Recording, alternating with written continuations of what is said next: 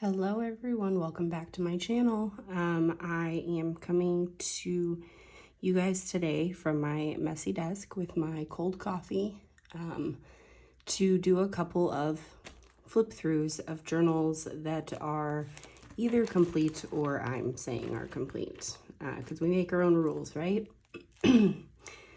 I apologize if my throat is a little raspy.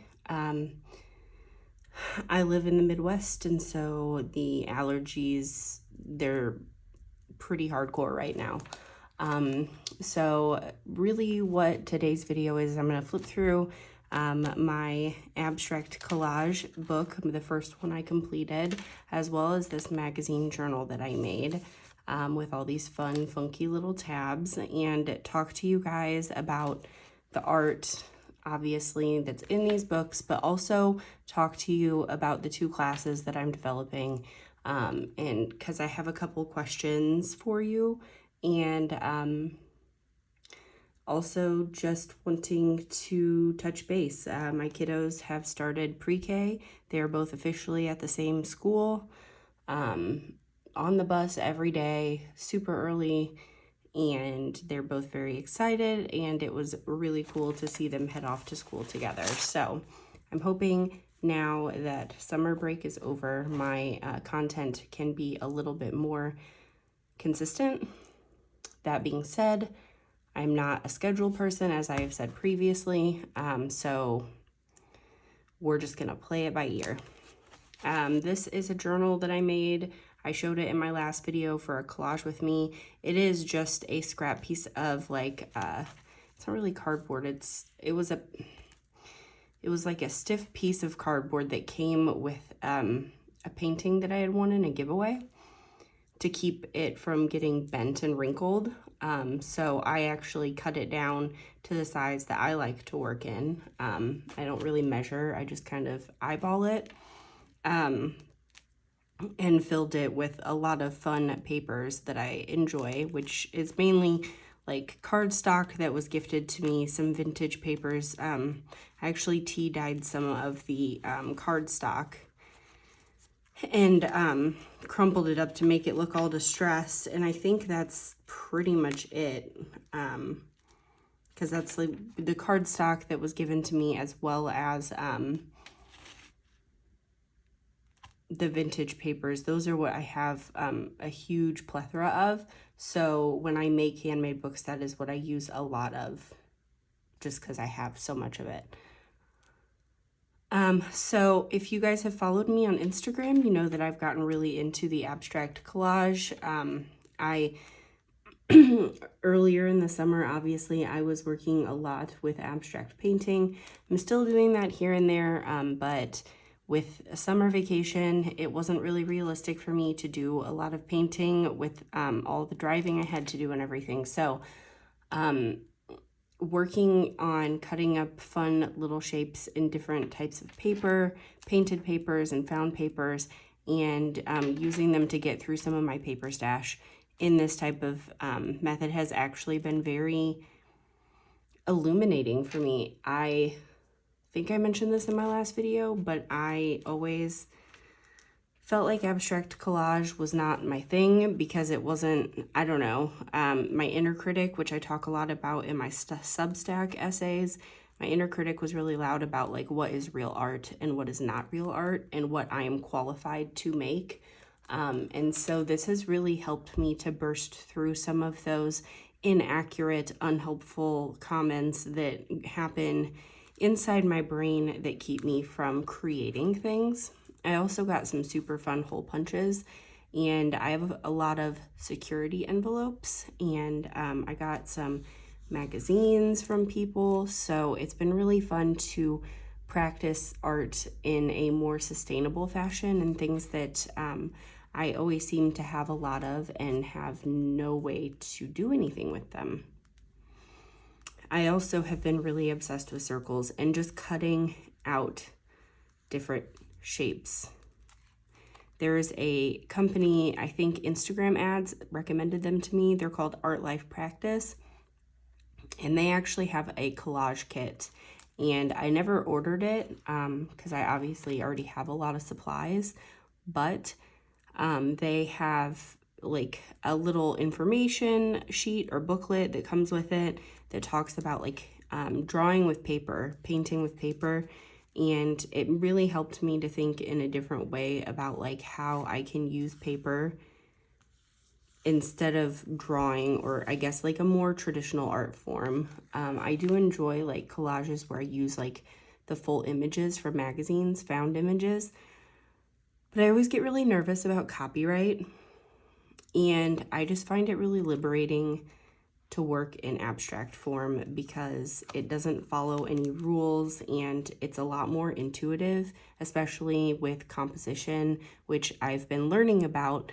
But so far, like I went into abstract painting and abstract collage without any knowledge or understanding of composition, or I guess any real abstract art principles and techniques. So it's been interesting to see to learn about it now and see how my work has either fallen into those guidelines or outside of them.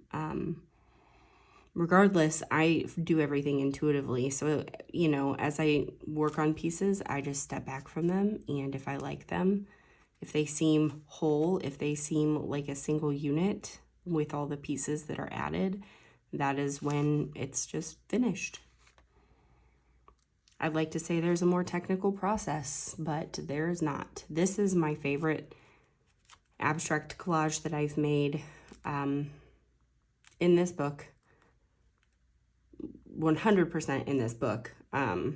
There is one that I made on a vintage poster. I might share it as a post here on YouTube, but the house shapes have been coming up a lot for me. Dwellings, vessels, the places that hold us, the places that carry us through. I actually did a series of 9 collages, and the series is called What Carries Us Through, and they're all small square abstract collages on ivory paper.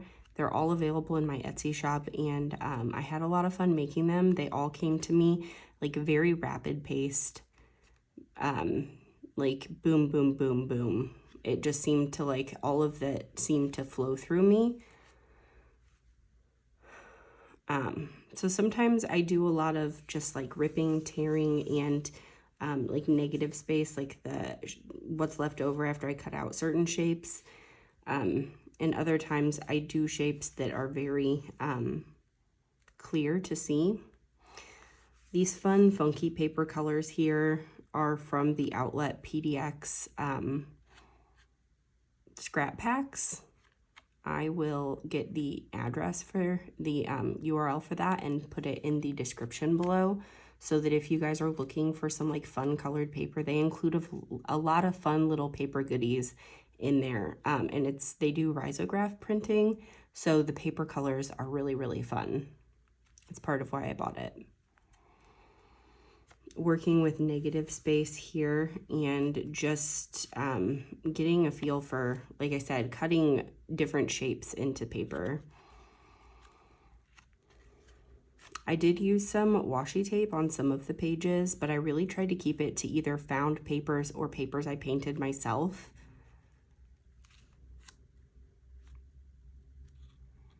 I have some fun vintage, like French vintage papers that I got from a shop update from Megan and the Moon.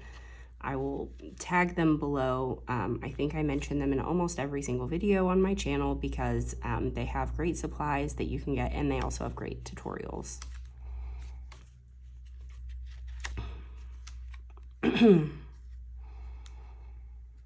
So one of the things I wanted to discuss in today's video has to do with the workshops that I'm planning. I discussed in my last video the Inner Temple building one that I'm working on, and I'm very excited about it. Now that the kids are in school, I think that I'll finally have an opportunity to start filming some of the videos. I've been thinking about how I want to share these with everybody. I included some extra line work here. It's funny when you go back through these things and you find things that you forgot about.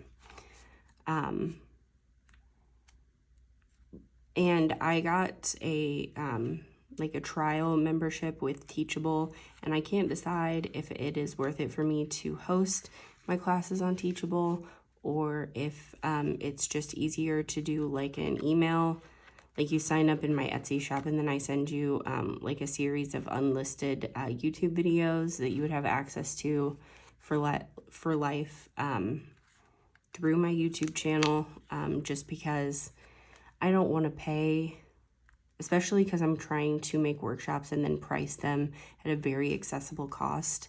I don't want to sign up for a membership with Teachable if I am not going to put out, like, you know, right now I only have 2 planned. I have a couple more in mind, but I work slowly at my own pace and I don't want to put any undue pressure on myself. These pages I added some paint behind because I was originally going to use this like as a junk journal. And I'm not crazy about that, how I did that, but and it was too late when I started working in it. This is neon paint, so that was kind of fun, especially with the black and white papers. That is the end of that book. So I guess my question is if you guys would be comfortable in purchasing a class where you get, it would essentially be like an Etsy listing, just because I already have my shop established and I don't feel like going through and like redoing everything. It would be like a downloadable PDF with the links to unlisted videos, and you would do the series of videos at your own pace, and you could leave comments and share information, share your journey, ask questions, and I could respond to them accordingly on the unlisted YouTube video. I've taken a couple classes that way. They've either been through Etsy or they've been like through an email service where they email you the video. I like the downloadable PDF in the Etsy shop because, you know, you're able to go back and get it, but that's kind of how I've been thinking about doing it. This is the magazine journal that I made. I just painted the cover of a magazine, and I made this journal in a process that was incredibly complicated, and even though I really like the feel of the pages, I'm not making another one anytime soon because it took so long and I just don't have the patience or the time to be able to dedicate towards it. That being said, I was really happy with how this turned out. So, this is like a junk journal, collage journal, art journal situation, with some of my own illustrations added in, and some papers that I got from other Etsy shops. These tabs are all from paper that I did like some abstract paintings on and then cut into strips.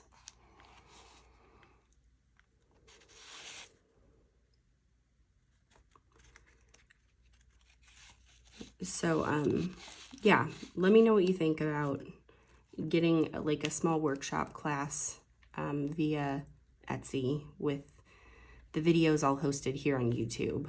It's what I'm comfortable with currently because I'm familiar with it. So that's kind of like where I'm at. Oh my.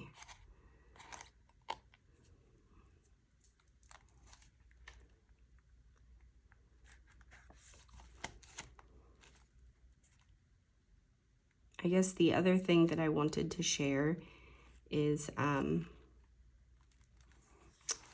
I also wanted to ask, so I've been working a lot in composition notebooks lately, and I really like that you can put paint down on the pages, and they just hold collage and wet media extremely well. So I was thinking of using those for my workshops. But I wanted your opinion. Do you like to take a workshop where you go through the whole process of making a journal together?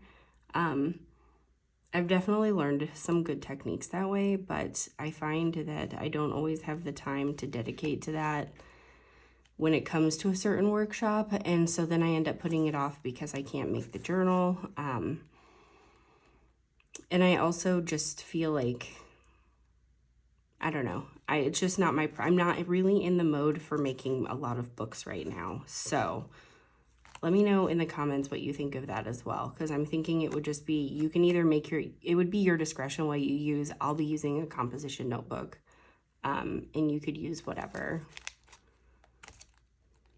this snail was like a really fun illustration I did with some neon watercolors and micron pens, and I think it's like one of my more favorite things that I've drawn in a while.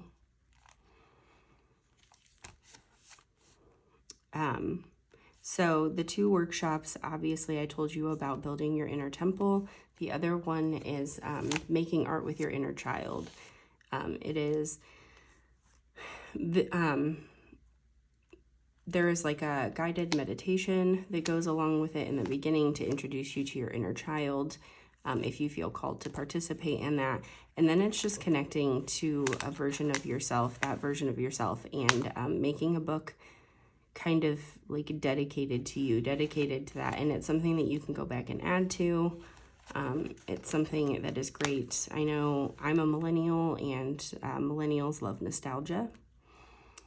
And so it's always a lot of fun to go back. It's also fun to like stop and appreciate things that we maybe didn't have a chance to as kids.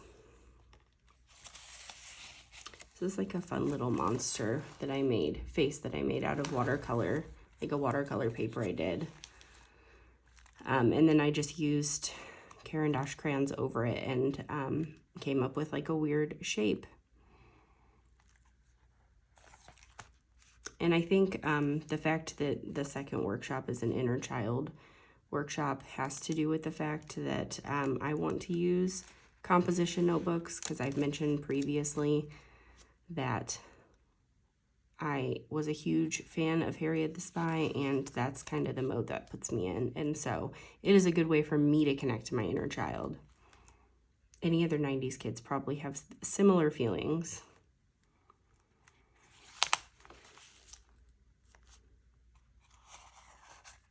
You'll notice towards the end here that there's a couple blank pages and that the spreads get a little more sparse.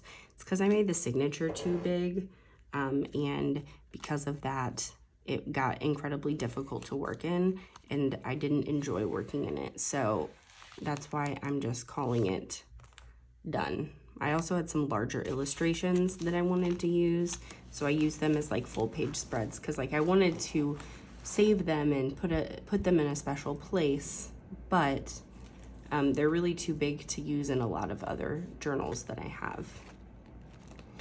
So those are the two journals that I am moving to my finished journal shelf this week. I have another abstract collage journal that I am already working in. It's been going incredibly well. It's a paperback journal.